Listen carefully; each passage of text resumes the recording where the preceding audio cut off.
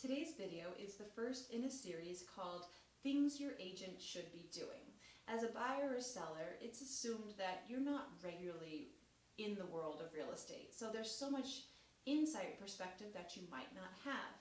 Whether you're working with a discount brokerage or an agent that calls themselves a full service agent, it really doesn't matter. It so comes down to the quality of the individual. Because at the end of the day, whether or not you get to the closing table, it was a pleasant experience, potential issues were circumvented, whether or not you had to give up several $1,000s to negotiate something with the other side, a lot of times this really comes down to the quality of your agent. But most buyers and sellers aren't even aware of that. So this video series is here to help give you some insight. And today I wanted to talk to you about appraisals.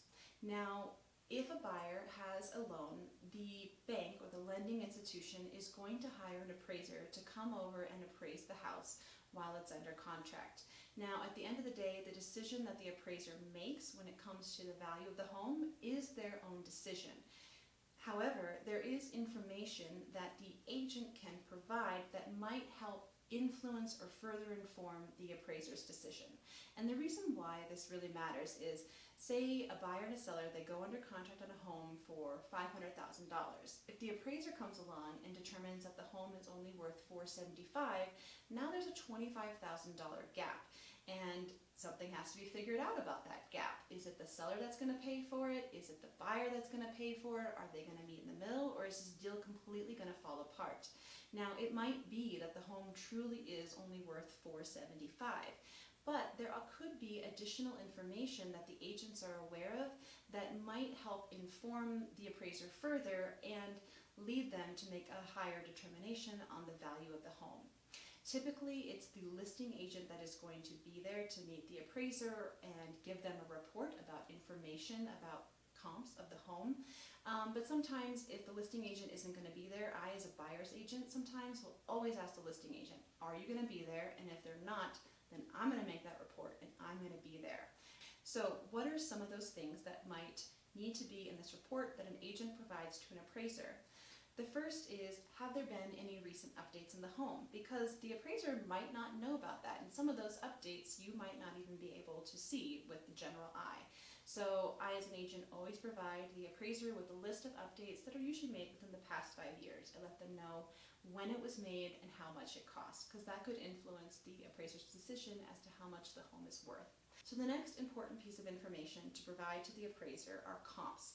I always want to provide the appraiser with a list of homes that I think are comparable, and then make sure it's really obvious of what's different between these comps and my home, or what is the same. Anything that can help prove why I think the home, say, is worth $500,000. Next, if there were multiple offers that came in on this home, that is really important information to provide for the appraiser, because it might be that homes in the neighborhood that are generally seem comparable all sold for recently less than $500,000. Because if there were multiple offers that came in on the home, this is helpful information for the appraiser to understand that, hey, we are seeing real-time appreciation. So even though this home has gone under contract for more than the recent solds in the neighborhood, it truly is worth more based on this interest in the other offers that have come in.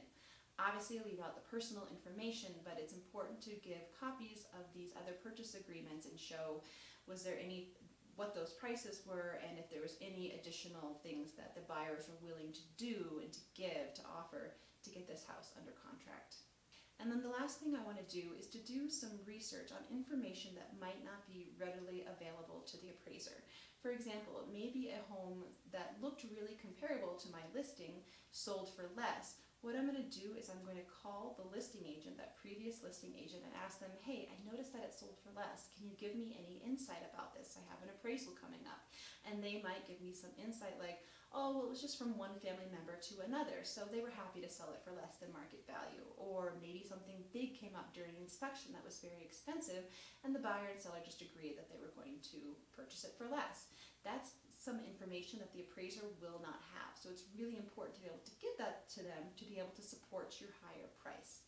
And then finally, additional information that the appraiser might not have is maybe there's a house that recently sold, but it sold off market, but the listing agent just went and put one photo in the purchase price on the MLS for comp purposes. Well, there's a huge gap in knowledge that the appraiser doesn't have. So again, even if I'm the buyer's agent, I'm going to call that previous listing agent and say, hey, can you give me some more insight? Was there AC? Was there granite countertops? Had the house been recently updated? And in my report, I'm going to include that information to help support the case of why I think this current home should say be worth $500,000. So I hope this has provided you with some insight that when it comes to appraisals, here is something that your agent should be taking seriously. Thanks for watching. I look forward to providing you with more information in the future.